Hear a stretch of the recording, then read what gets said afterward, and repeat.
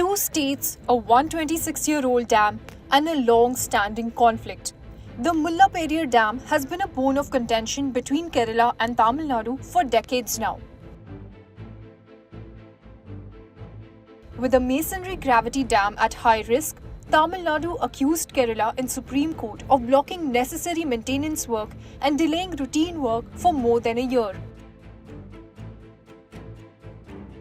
The safety concerns of the dam arose in 1960, leading to the conflict. Tamil Nadu wanted to raise the height of the dam, but Kerala opposed it. In 2008, IIT Delhi conducted a flood routine of the dam and found it unsafe.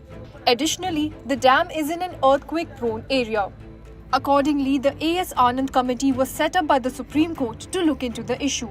Kerala government further sought intervention of the centre to bring down the water level to 120 feet. The Supreme Court mentioned in March 2022 that the Dam Safety Act of 2021 could resolve the conflict by overseeing dams to avoid disasters. In October 1886, when a 999-year-old agreement was signed between Vishakam Tirunal Ramavarma, Maharaja of Travancore, and the British Secretary of State of India, John Penicuik, built the dam between 1887 and 1895. It is located in Kerala, but Tamil Nadu has the right to build irrigation projects.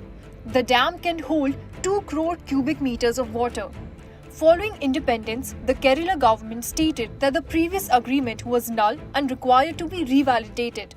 The agreement was extended again in the 1970s. In 1959, Tamil Nadu started to generate power from the dam.